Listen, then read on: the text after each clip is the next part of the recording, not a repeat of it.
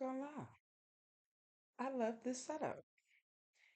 We're gonna use the laptop from now on, you guys. Because I just feel like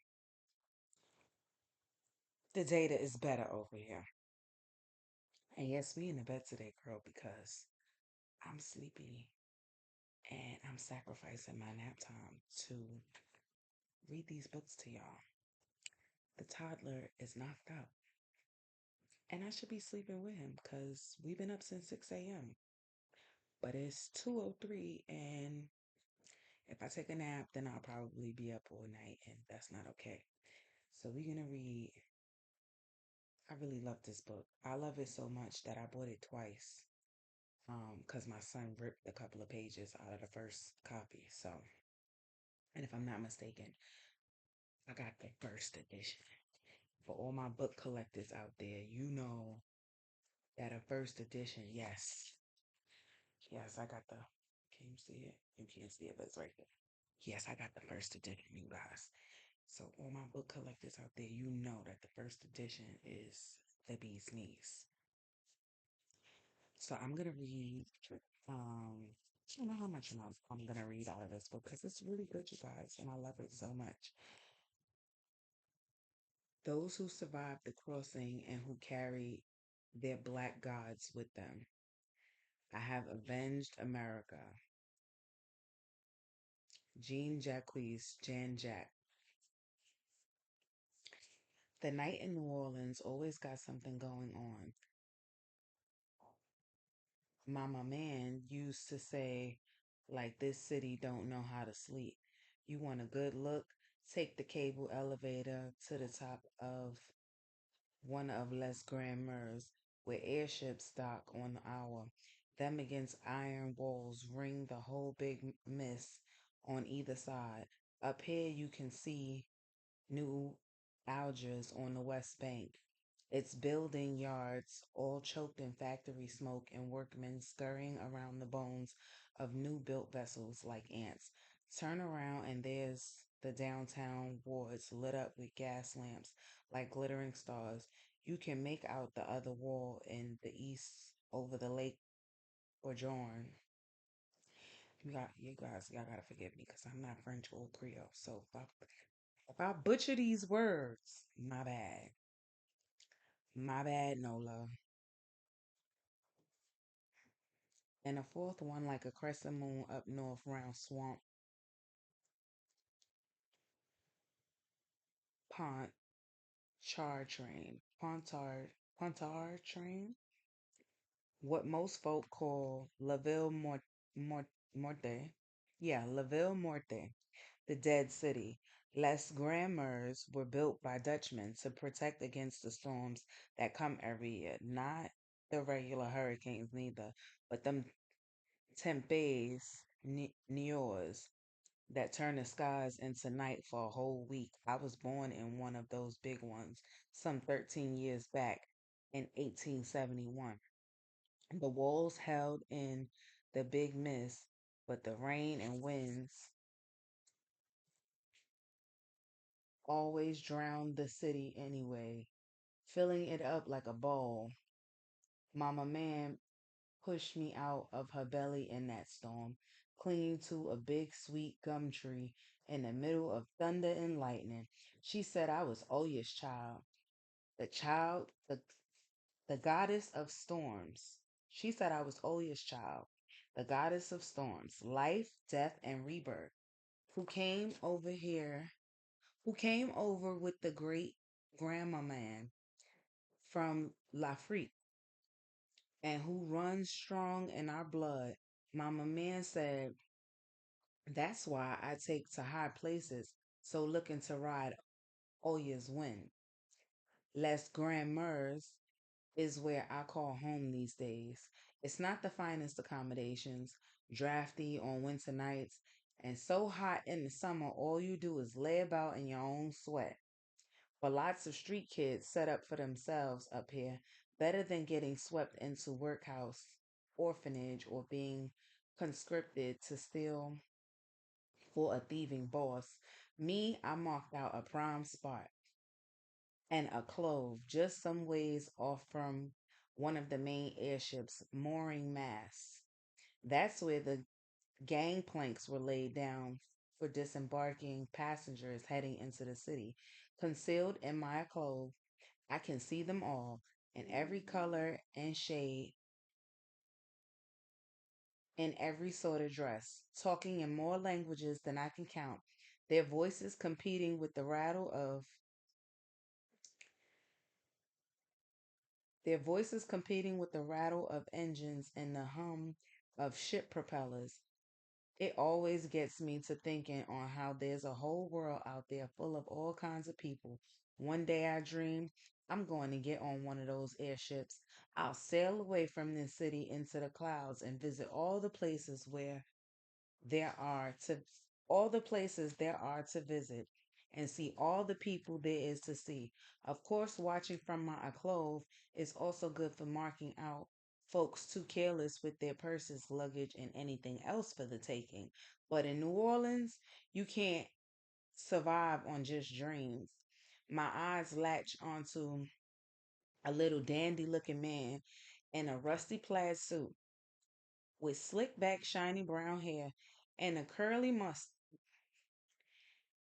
My eyes latch onto a little dandy looking man in a rusty plaid suit with slick back shiny brown hair and a curly mustache.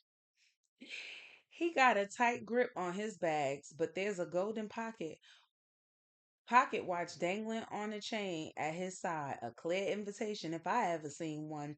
Somebody's bound to snatch it sooner or later. Maybe might as well be me. I'm about to set out to follow him when the world suddenly slows the air. When I'm about to follow him when the world suddenly slows, the air sounds everything. It's like somebody grabbed hold of time and stretched her out at both ends. It turns slow like to look out from the wall as monstrous moon to look out from the wall as a monstrous moon begins to rise into the sky. No, not a moon. I realized in fright a skull, a great big bone white skull that fills up the night. It pushes itself up past the horizon to cast a shadow over the whole city underneath, where the gaslights snuff out one by one. I gape at the horrible face, stripped clean of skin or flesh, that stares back with deep, empty black sockets and a grin of bared teeth. It's all I can do not to fall to my knees. Not real, I whisper, shutting my eyes to make the apparition go away. I count to 10 in my head, whispering all the while, not real, not real, not real. When I open my eyes again, the skull moon is gone.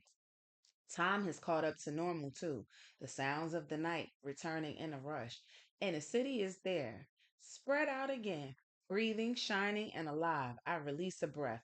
This was all Oya's doing. I know. The goddess has strange ways of talking. Not the first time I've been sent one of her visions, though never anything so strong, never anything that felt so real. They're what folk call premonitions, warnings of things about to happen or things soon to come. Most times I can figure them out quick, but a giant skull moon? I got no damn idea what that's supposed to mean.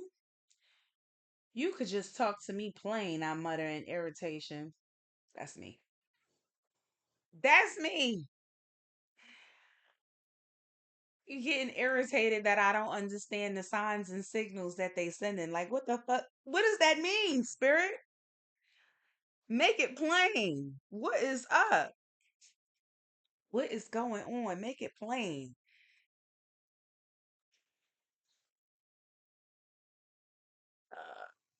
Where was I? You could just talk to me plain. I mutter in irritation, but Oya doesn't answer. She's already humming a song that whistles in my ears.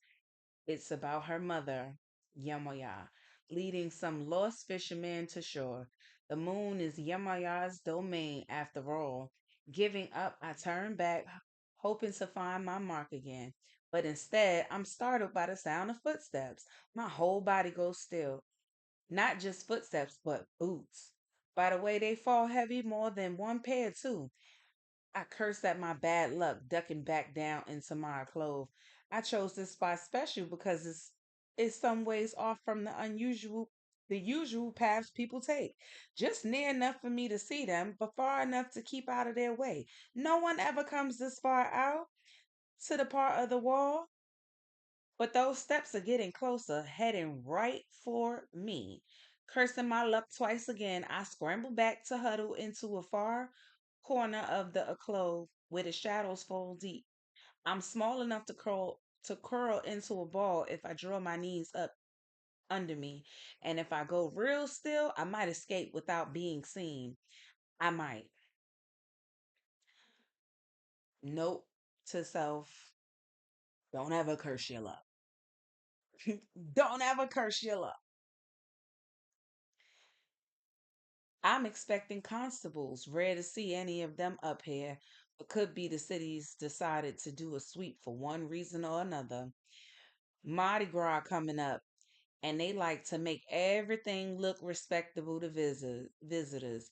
Respectable for New Orleans anyway. Maybe someone's complaining about all the street kids up here picking pockets, or worse yet, could be the city's workhouses and factories need more small hands to run their machines. Machines that seem to delight in stealing fingers. I grip my teeth and ball my fists as if trying to protect my own fingers, not daring to breathe. Damn sure I ain't gonna end up in one of those places. But the figures that enter my clothes aren't constables, they're men. Though about five of them. Can't make them out in the dark, but by their height and the way they walk, they have to be men. They're not wearing the telltale blue uniforms of constables, though, with the upside down gold crescent and five pointed star stitched on their shoulders. These men were wearing dull faded gray uniforms that almost blended into the dark. Their jackets got patches on the front that I recognized right off. White stars and a blue cross like an X over a bed of red and the letters CSA stitched underneath. The brisket twangs that roll off their tongues are southern. The brisk twangs that roll off their tongues are southern, but like those uniforms, certainly nothing made in New Orleans. Certainly nothing made in New Orleans. So they got southern accents, but she could tell they're not from New Orleans. All right, then, one of them says, you can get us what we want. Deal already set up, Captain. Another voice answers real casual, like, this one's occasion. I'd recognize that Bayou accent anywhere. I lift my chin off my knees to risk a peek from under the lid of my cap. And one talking, and the one talking, that Cajun talk ain't got on no uniform. He's wearing some old brown pants and a red shirt with suspenders. I still can't make out any fences, but can see a mop of white hair on his head, almost down to his shoulders. That scientist be here next day on a morning airship from Haiti. Gonna see to meeting him myself. My ears perk up at that. A Haitian scientist meeting with these men? How long we have to wait? A third voice asks. This one's impatient, almost whining. Captain, we don't need all this fuss. I say we just snatch him when he gets here, put him on our ship, and fly off. Have him in Charleston in no time. The Cajun man makes a tisking sound. Male, do that, brother, and you get constables involved. They're gonna cost you more than I do. Not how we do things down here. No, sir. Seems all you folk do in this city is drink and gamble and eat. The third voice sneers. The Cajun chuckles. We like to pass a good time. Make music and babies too. The first voice, the one both men call captain, steps in then. Sounds like he's trying to keep things from boiling over. I glance to those black booted feet, realizing I hadn't pulled my sleeping blanket into the corner with me. That was careless. But nothing I could do about it now. My heart beats faster, hoping none of them step on it or bothers to look down. So after this scientist gets here, the captain says, then what? When he gets settled, I set up the meeting between the two of you. The Cajun answers. There's a pause. You got what he coming all this way to get? You don't deliver, he might run. We got his jewels all right, the third voice says in his usual sneer. The Cajun slaps.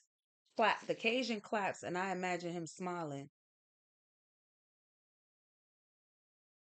Then it should work out fine. He extends a hand, and the captain offers over a thick wad of something. The unmistakable, beautiful sound of crisp bills being counted fills up my clothes.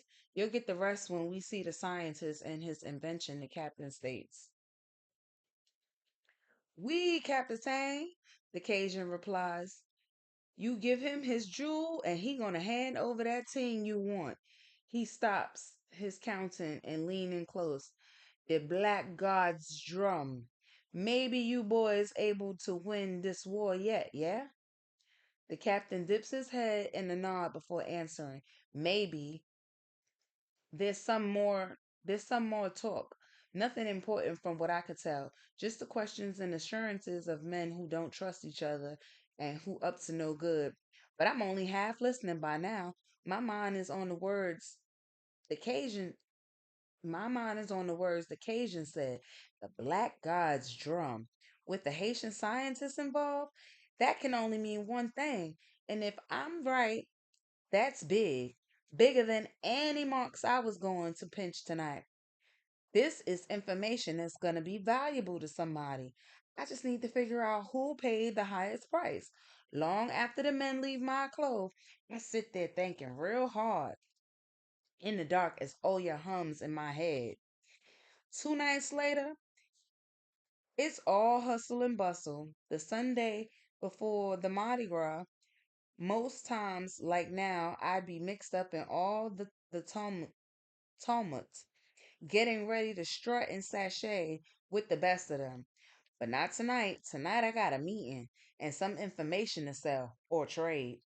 Cut through the quarter to get a glimpse of some action and mostly to do some light pocket picking along the way.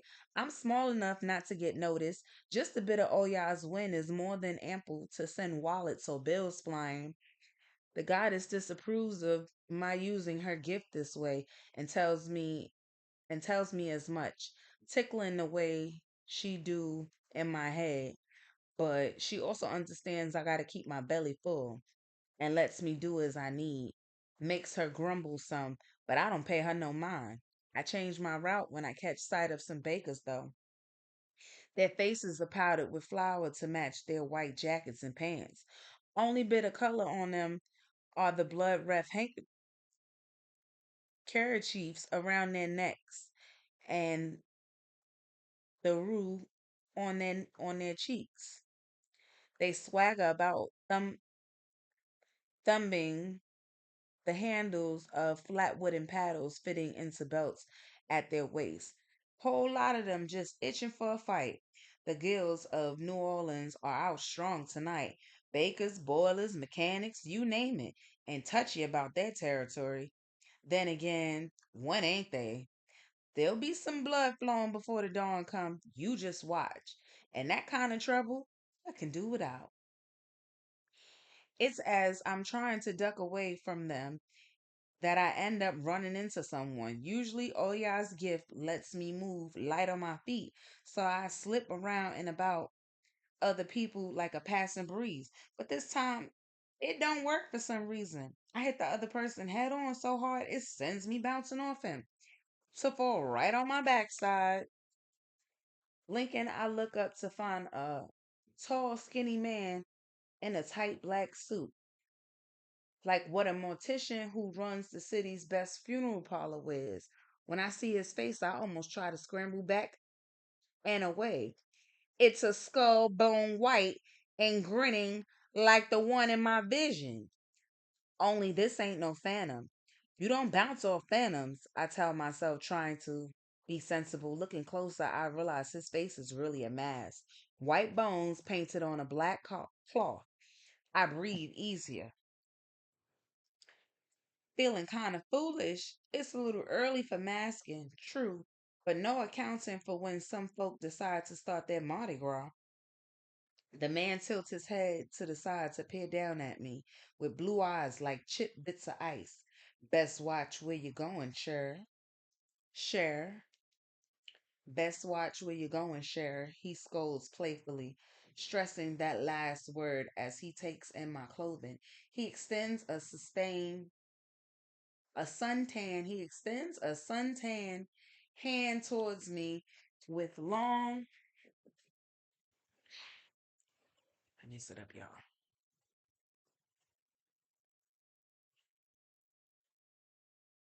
He extends a suntan hand towards me with long, spidery fingers and red tattoos painted on the knuckles. I'm about to accept his help when Oya hisses loud in my head. Damn it, it hurts. It sounds like a rising wind in a fierce storm moving through trees or blasting down a corridor between buildings. I snatch my hand back just to make it stop.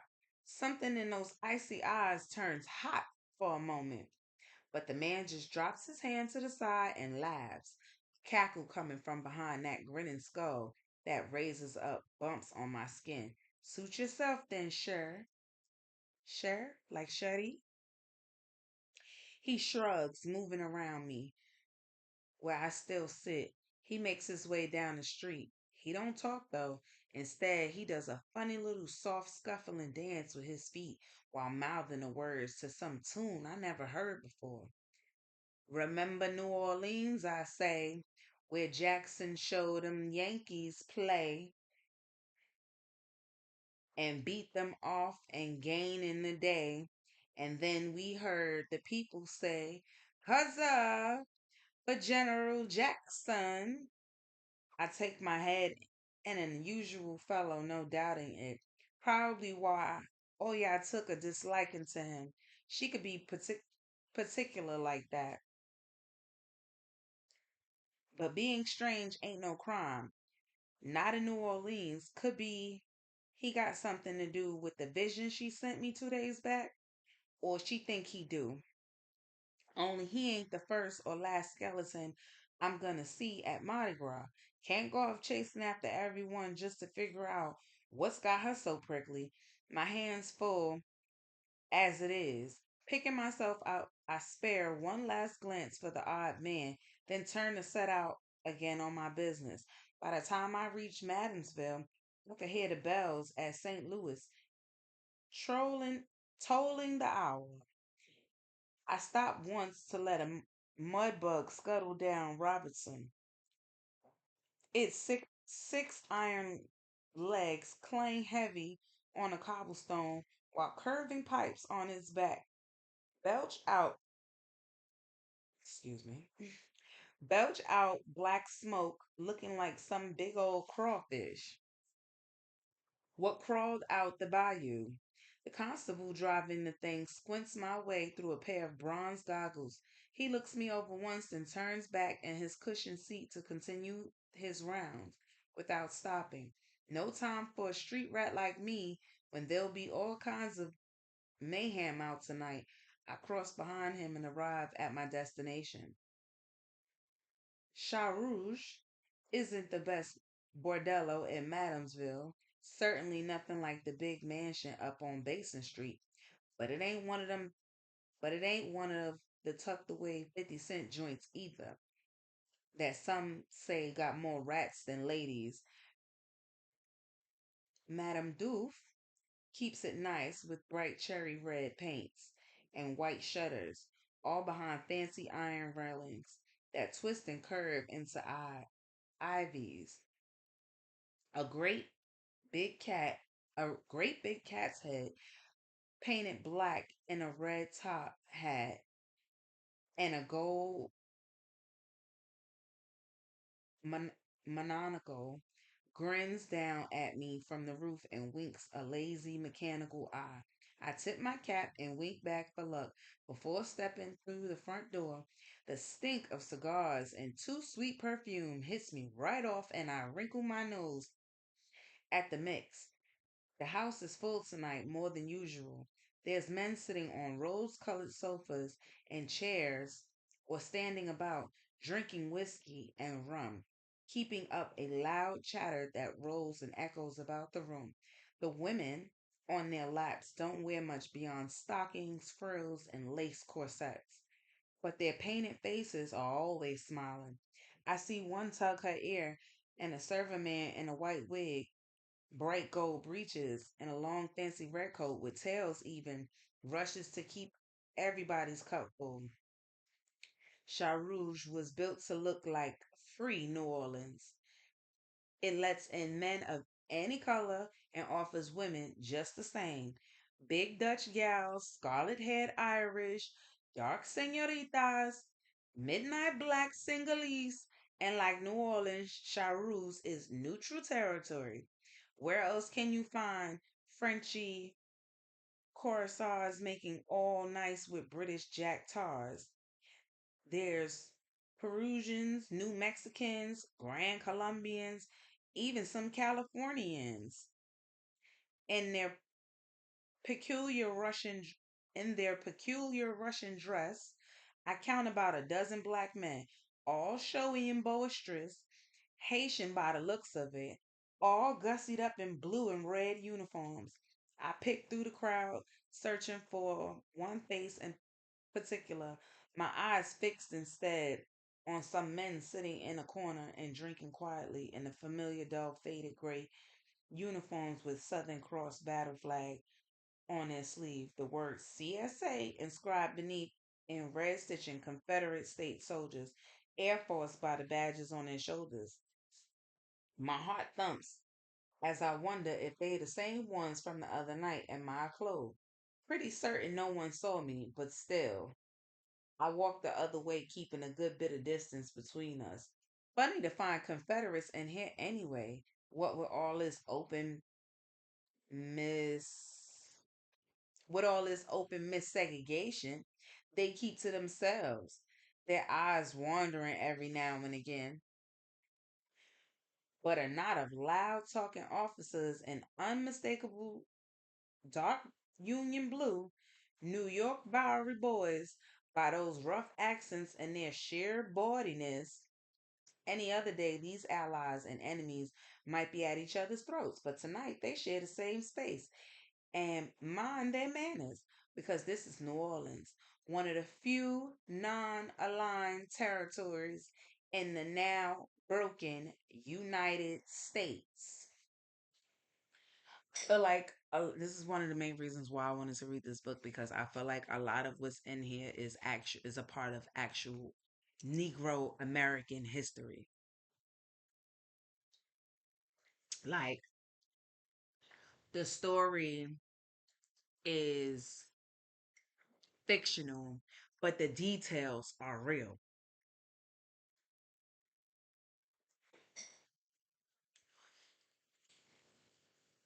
The names, uh, Californians with a K, um, Haitians being boisterous, like those details are real for those times. This is New Orleans in like the 1800s. This is before my great grandmother was born. Yeah, this book is set to take place in like 1800 New Orleans. My great grandmother was born in nine. My great grandmother was born in 1918. So this is before her. This was um this was before uh citizenship and things of that nature. They've been fighting wars, it seems.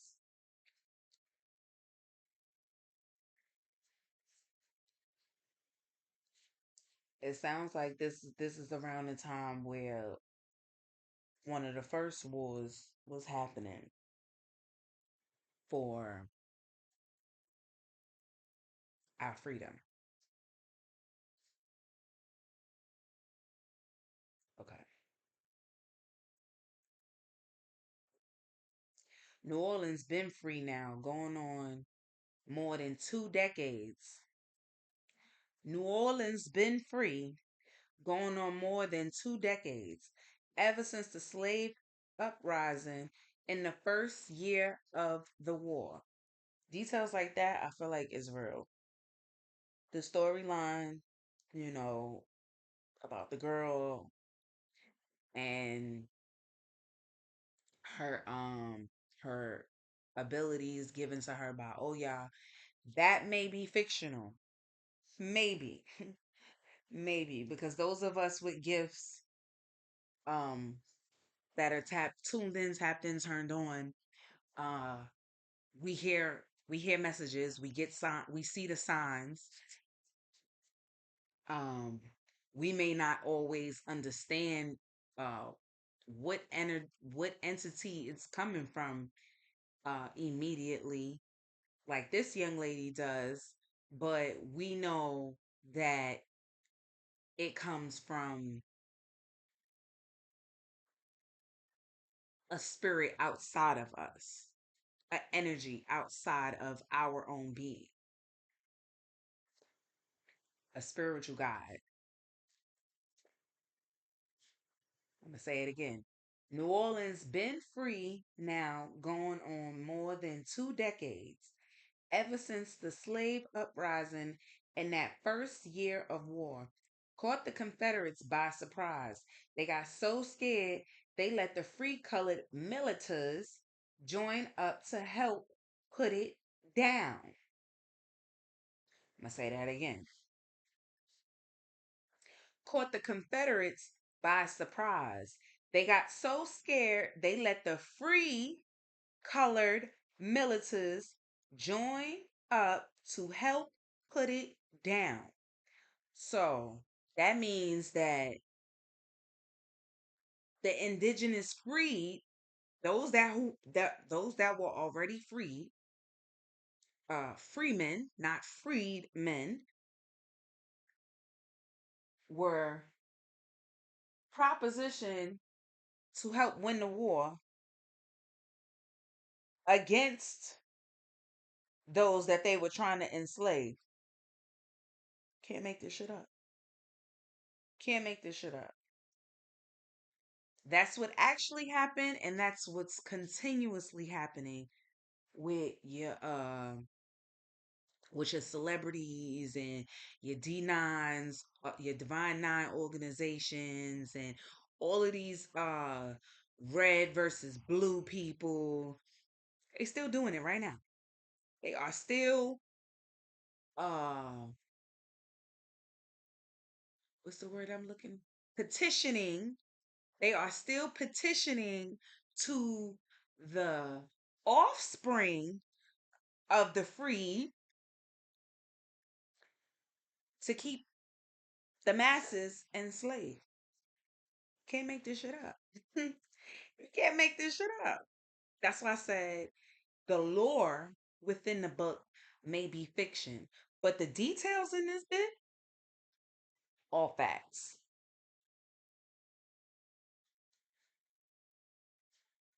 Only the militants switched over to the slaves, and both of them took the city. After that, Union ships and troops came in and got into one big battle with the Confederates. Was them two that burned old Algiers? New Orleans hunkered down and waited it out. Finally, the Haitians and Brits and Frenchies sent their airships to stop the fighting. Truce was signed, making New Orleans a neutral and open port. Free colored men tried to cheat the slaves soon after, hoping to put them back on plantations. But when it looked like another uprising was brewing, they passed emancipation real quick. The council runs New Orleans today, made up of ex slaves, mulattoes, and white business folk. Brits, Frenchies, and Haitians patrol our harbors. I believe it's still like that. The descendants of these people in charge. That's how it goes. Keep it in the bloodline. We're going to write it in our will that it stays just like this. And those that we pass the baton to have to follow these order of steps. If they don't bequeath the wealth. I don't make this stuff up. It's right here. It's in it's in your genealogy. It's in this book and it's in your genealogy.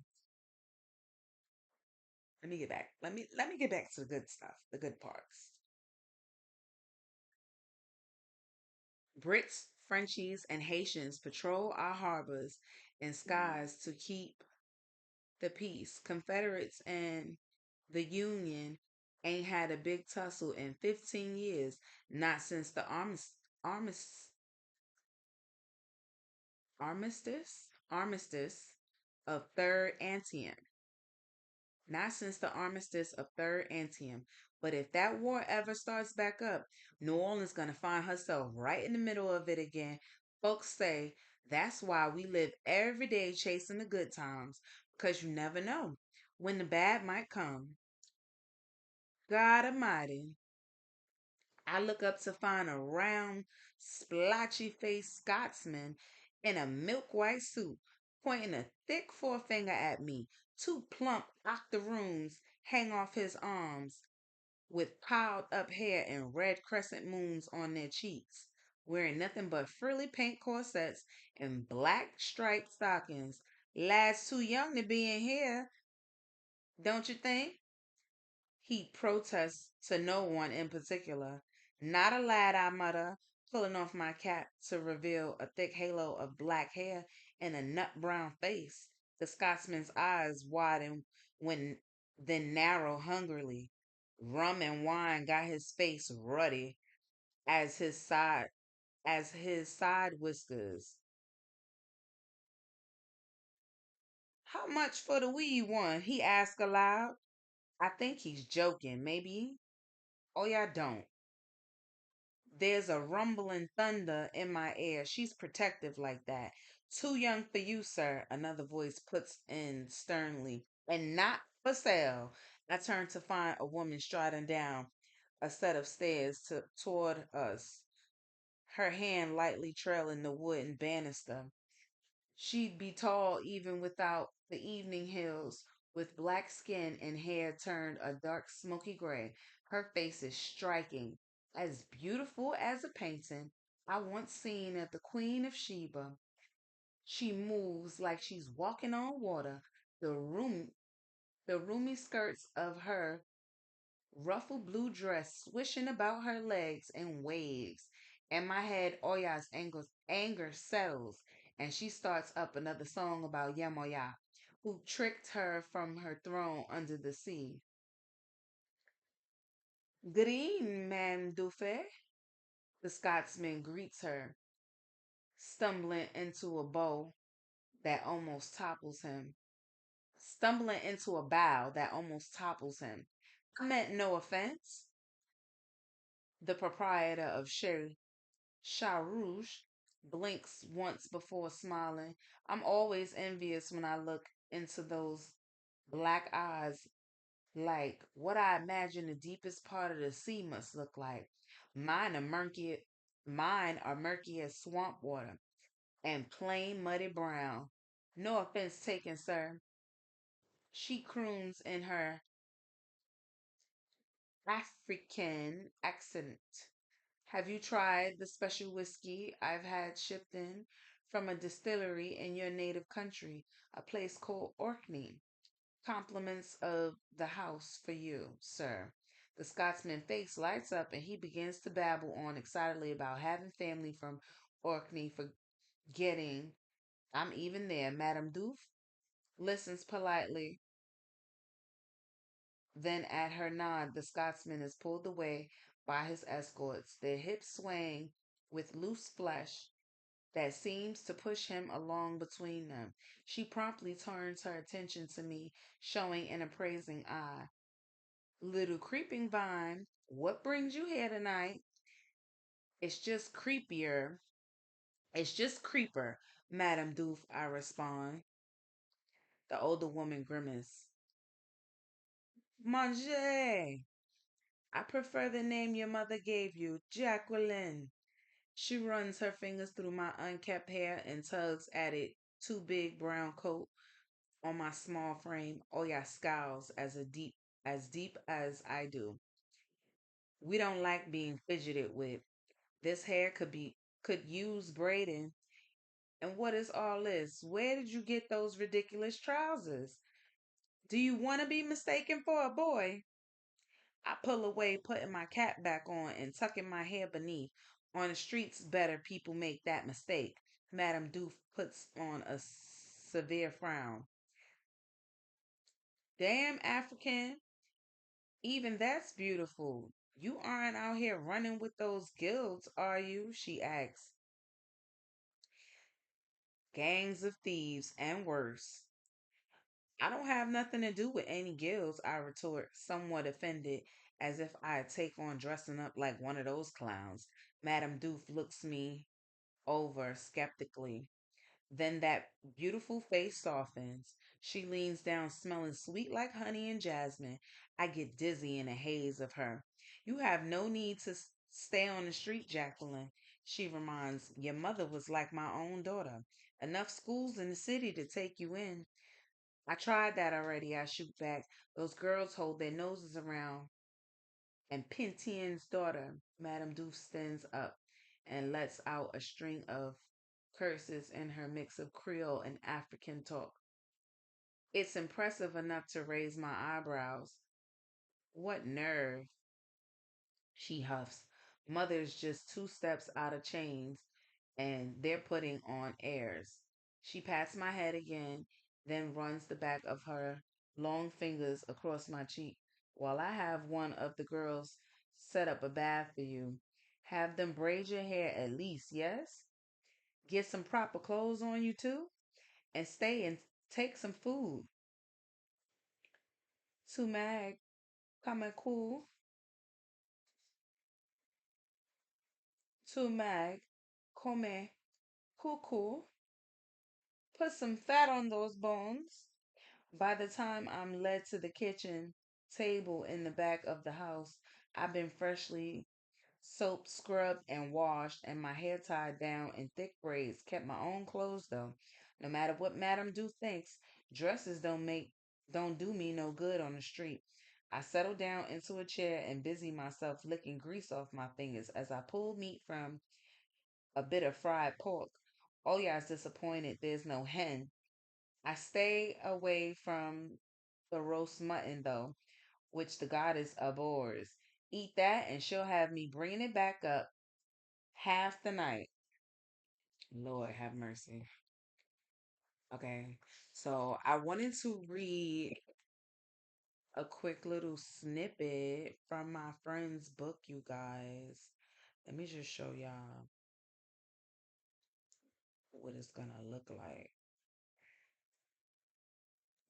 We're gonna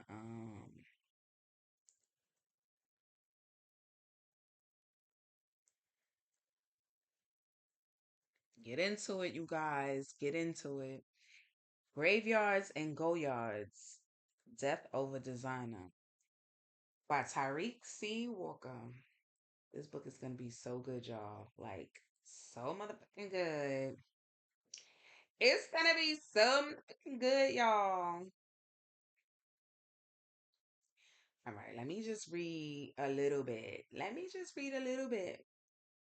Chapter 1, St. Petersburg, Florida, downtown, 1:15 a.m., Central Avenue and First Street. Summer, present day. The sidewalks outside Ocean Stone Lounge look like a live Instagram feed. Luxury cars sprawl bumper to bumper beneath neon lights. Lamborghinis rented for the weekend sat Besides stolen scat packs and Hellcats financed with identities belonging to people who had no idea their credit was being destroyed in real time. Afrobeat music bled into the humid Florida air while tourists stumbled between rooftop bars recording TikToks they forget by morning. Downtown St. Petersburg had changed. 10 years ago, most people outside Florida barely knew the city existed. Now, developers called it the new Miami. Luxury condos towered over neighborhoods where locals were being priced out every month. Tech money mixed with street money, scammers mixed with entrepreneurs, drug dealers sat beside crypto investors and hookah lounges pretending they earned their money legally. And tonight, everybody wanted to look rich. Monica, Vicky, and Poison stepped out of Ocean Stone, tipsy of Casamigo shots and attention. The city's hustlers and scammers had been buying them drinks all night. Monica walked slightly ahead of the other two, holding her phone chest high while recording herself for Instagram. I ain't gonna give y'all no more. Listen. This book is fire. Okay, this book is fire. It's not even out yet. It hasn't dropped, but when it drop, y'all gonna know here first. Now, I'm gonna read. I'm gonna read a little bit more for you guys. Cause we almost at an hour, which is perfect. Okay, I'm gonna read a little bit more. Black Guy's Drum. And then we're gonna reconvene. If not tomorrow, then later on this week, y'all. Cause my mom, okay? Bear with me.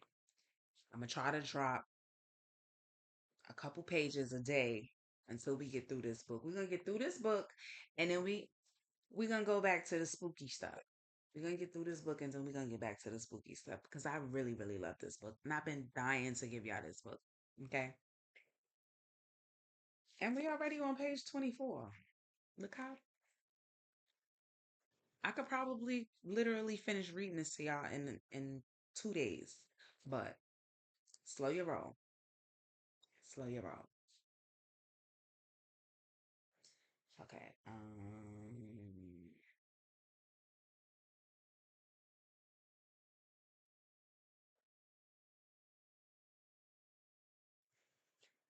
where was I? Tried that already. I shoot back. Those girls hold their noses around. Madame Du stands up and lets out a string of curses in her mixed Creole and African talk. It's impressive enough to raise my eyebrows. What nerve, she huffs. Mother's just 2 steps out of chains and they're putting on air. She pats my head again, then runs the back of her long fingers across my cheek.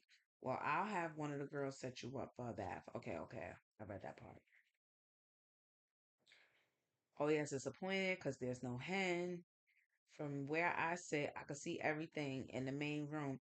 I watch all the cavorting and carrying on as the women of Sharu smile, wink, laugh, and wiggle every bit of money from their customers, who willingly hand it over. Whole lot of these men gonna have lighter pockets by the end of the night, if not plain empty. They may not know it, but as soon as they walk in here, they never had a chance. The group I'm expecting has to be coming in here. Got it on good information they would. Just need to bide my time. My doubts are still nagging me when they finally push through the door. I sit up squinting to make sure. No doubt about it, that's them. The skin first one in is a trim, dark skinned man with long hair, like a Choctaw, but he's Hindu. I could tell those other Indians from the Far East more than a few of the women glance at his pretty face, and he flashes back a smile that even makes me blush. Didn't even know men could have eyelashes that long. At his side is a tall, broad black man with a shadowy beard, peppered over with white and a serious set face. The old time blue military jacket with gold epaulets with gold epaulets marks him as a Haitian. His countrymen in the room raise their drinks in salute, and he answers with a deep nod, his stone face unchanging. Behind the men are two more figures. One is one is the biggest Chinaman I ever put my eyes on. The one is the biggest Chinaman I ever put my eyes on, wearing a tall, wide, brim tan cowboy hat of all things and a long matching frock coat. The other, she turns out to be exactly who I came all this way to see. The captain of the airship, Midnight Robber, is as tall as I remember. Not so much as most men.